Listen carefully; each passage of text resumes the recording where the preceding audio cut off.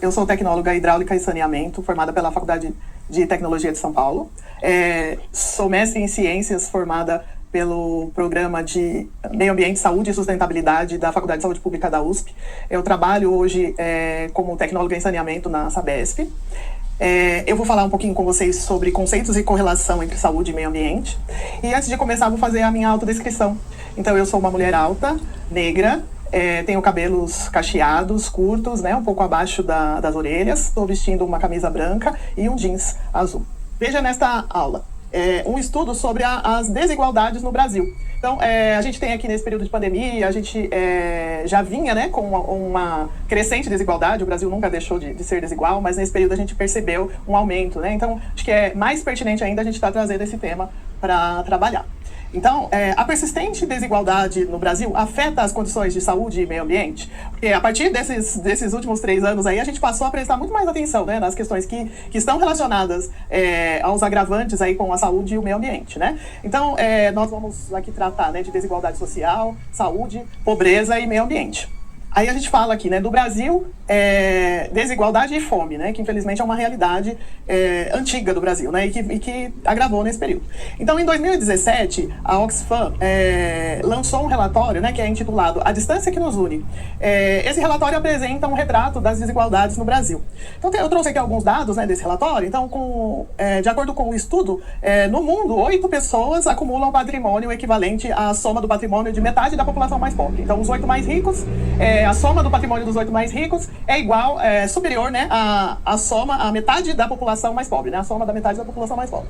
No Brasil, esse dado, que já é assustador, ele é ainda mais grave, né, que aí a gente fala de 6 pessoas que possuem um patrimônio cuja soma é equivalente à soma do patrimônio de 100 milhões de pobres. Então, a gente tem um quadro ainda mais grave, né. Então, para saber mais sobre esse assunto, clique nesse link e aí vocês vão ter acesso a esse relatório, tá?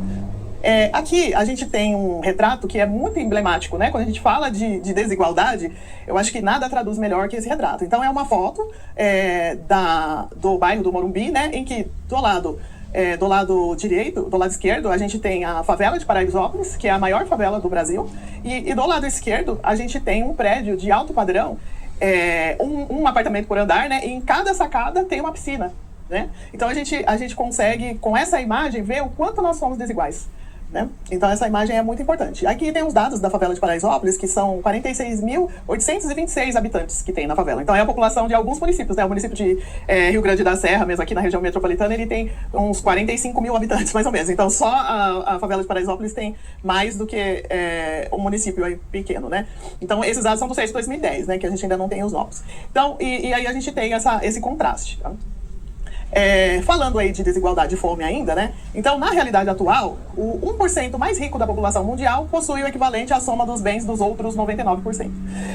Embora de 1988 a 2015 o percentual de brasileiros abaixo da linha de pobreza tenha sido reduzido de 37% para 10%, a concentração de renda no topo, ela se manteve inalterada. Então, assim, houve uma melhora na qualidade de vida das pessoas, né? Então, houve uma diminuição daqueles que ficavam abaixo da linha da pobreza, mas eles não ascenderam, né? Não houve ascensão de pessoas, né?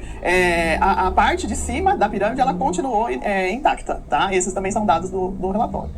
Então, assim, quais as consequências disso? Aqui eu trouxe 3 comparativos, né? Pra gente falar ver um pouquinho essa questão da desigualdade. Então, a gente vai ver desigualdade e saúde, a desigualdade e o meio ambiente, né? Quais as principais consequências, e desigualdade e desenvolvimento. Então, quando a gente fala compara com a saúde, então a gente vê que os problemas estão no acesso, né? E aí a falta de acesso ao atendimento, ela leva a uma maior fragilidade dessa parcela mais pobre, né, de modo geral, e maior suscetibilidade de ocorrência de doenças, e até de aí a gente ter pandemias, epidemias, né? Então, a pobreza está relacionada com isso, né? E a desigualdade, ela também é um fator preponderante aí para essas questões, né? Então, agora que a gente fala de desigualdade e meio ambiente, então, a gente vê a ocupação de áreas de preservação, né, o desmatamento, a poluição dos cursos d'água, porque as pessoas acabam indo se instalar em áreas que estão livres, né, que são áreas que não deveriam ser ocupadas, como área de mananciais, que aqui na região metropolitana de São Paulo, a gente tem bastante áreas de mananciais e ocupadas, a gente pode ver aí as margens das represas, e aí tem essas consequências, né, vai desmatando, vai poluindo os cursos d'água e etc. E aí as consequências disso a gente também vai vai vendo que também afeta na saúde, né? Porque tem um desequilíbrio, provoca um desequilíbrio ambiental. Então, é uma cadeia, né? Não são coisas desassociadas. Então, a desigualdade de desenvolvimento, né? Que é a pobreza nutricional, fome, moradias precárias, o subemprego, né? A baixa escolaridade. Então, são condições que elas acabam prendendo as pessoas ali, naquela condição, né? Elas têm dificuldade de superar, né? Tanta dificuldade que é concentrada, tá? Aqui eu trouxe, né? A Carolina Maria de Jesus. Então, a gente tem aqui essa imagem dela, tá assinando aqui, autografando o primeiro livro dela, né? Que foi uma grande conquista. Ela é uma escritora brasileira, né? Uma mulher negra, era catadora de papel, morava na periferia de São Paulo, tá? Ela é órfã de mãe, né? Ela é mineira, nascida em Sacramento em 1914, né? Do início do século passado. Então, filha de pais analfabetos. Ela se mudou para São Paulo em 1937, né? E ela teve 3 filhos de relacionamentos diferentes, mas ela nunca se casou por opção. Então, ela era uma mulher à frente do seu tempo já nisso, né? Que ela, embora ela tivesse uma vida difícil, ela tinha essa certeza de que ela tinha que ser protagonista da vida dela, né? Então, ela era catadora de papel, favelada, né? Ela aprendeu a ler e escrever autodidata, praticamente. Então, ela tinha dificuldade para obter materiais para ela escrever. Então, como ela era catadora de papel, ela pegava cadernos que ela encontrava quando ela catava os papéis e tal. E aí ela guardava para ela escrever, né? E o seu primeiro livro foi um best-seller, né? Que o nome é Quarto de Despejo, que ele foi publicado em 1960, né? E essa obra foi traduzida para 16 idiomas e vendida em 40 países. A Carolina morreu em 1977, aos 62 anos. Aqui a gente tem a capa do livro, desse primeiro livro dela, que é o Quarto de Despejo, né? Então, essa capa é uma representação aqui daquela casinha que ela morava lá, que era apenas um cômodo, né? E muito pobre e tal. Então, é essa representação a capa do livro aqui representa esse quarto. E o sonho dela era sair desse quarto, né? Era ter uma vida melhor. Para ela ter uma vida melhor, era sinônimo dela sair daquele lugar, né? Da favela ali que ela não gostava. Então, a gente costuma traduzir aqui a Carolina Maria de Jesus como luta e resistência, né? Que é a história dela. Então, aqui eu trouxe um trechinho do livro, desse Quarto de Despejo, né? Que eu vou fazer a leitura. 16 de junho. Hoje não temos nada para comer. Queria convidar meus filhos para suicidar-nos. Desisti. Olhei meus filhos e fiquei com dó. Eles estão cheios de vida. Quem vive precisa comer. Fiquei nervosa, pensando, será que Deus esqueceu-me? Será que ele ficou de mal comigo? 2 de maio. Ontem eu comprei açúcar e bananas. Os meus filhos comeram banana com açúcar, porque não tinha gordura para fazer comida. Pensei no senhor Tomás, que suicidou-se. Mas se os pobres do Brasil resolver suicidar-se, porque estão passando fome, não ficaria nenhum vivo. Como a gente está falando aqui sobre pobreza e desigualdade, né? Eu trouxe um vídeo 360 graus, que ele ilustra bastante essa questão aí das moradias precárias, do lixo, né? Essa relação entre a degradação ambiental que vai acontecendo com as ocupações irregulares, né? A deposição de lixo, tudo isso. Tá? Eu espero que vocês gostem.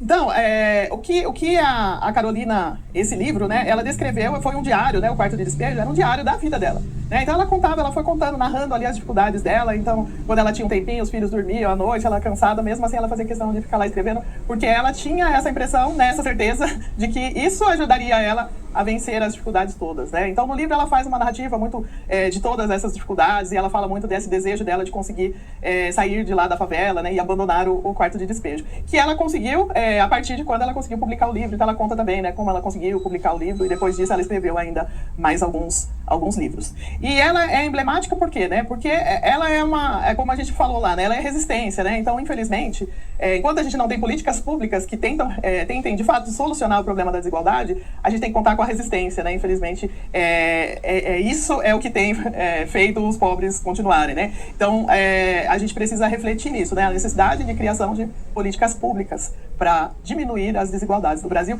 que, como a gente viu, está relacionado a muitas outras questões que afetam a todos, né? Não só a quem está exposto aí às condições mais precárias. Então, a gente tem aqui, né, na situação problema, a história de Carolina Maria de Jesus, que traduz em números o relatório A Distância que Nos Une, né, que é aquele que a gente viu no começo. E ele possibilita afirmar que a desigualdade impacta condições de saúde e o meio ambiente. Portanto, quanto maior a desigualdade, maior a degradação ambiental e maiores os riscos à saúde. A gente trabalhou aqui com foco na fome, pobreza, desigualdade e resiliência. Essa foi o conteúdo que eu queria passar nessa videoaula. Espero que vocês aproveitem bastante. E espero que leiam lá o relatório, né? E leiam também todo o conteúdo, estudem, façam exercícios, né? O material teórico é bastante importante.